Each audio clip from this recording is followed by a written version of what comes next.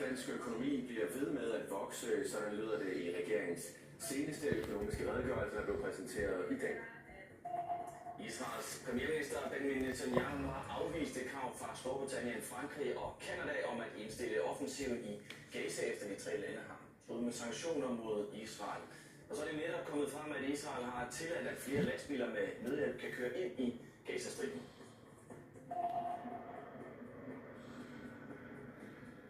Til Bundesliga-klubben Freiburg i en af de største transfers i Brøndbys historie.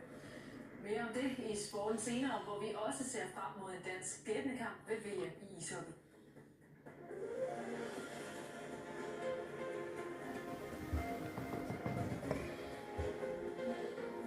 Dansk økonomi klarer sig godt, så både beskæftigelsen og boligpriserne fortsætter mod nye rekorder. Så lyder det i en ny økonomisk redegørelse fra regeringen, som økonomiminister Stephanie Lose har fremlagt. Hun forventer, at dansk økonomi vokser med 3% i år. Så trods en sløj start på året med tilbagegang, så ventes det at blive indhentet og mere til.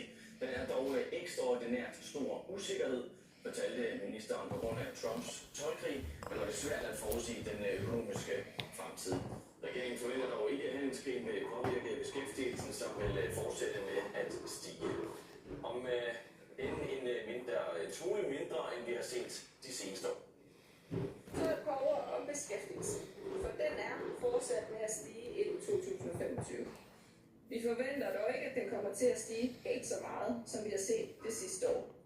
Men selv med en mere afdæmpet vækst i den resterende del af 2025, giver det til sammen en ret markant fremgang i beskæftigelsen på 29.000 personer i år.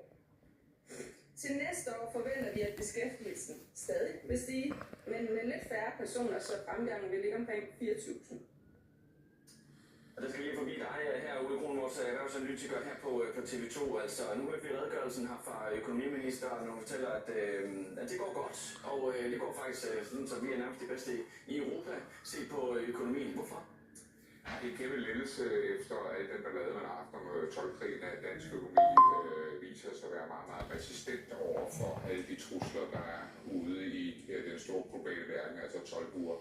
Og grunden er, at vi har et mix af virksomheder, som klarer det rigtig, rigtig godt, og der kan man jo nævne Novo Nordisk som en af dem. Men det glædelige er, det vi også set i årets første måneder, at der er en masse også andre virksomheder, der begynder at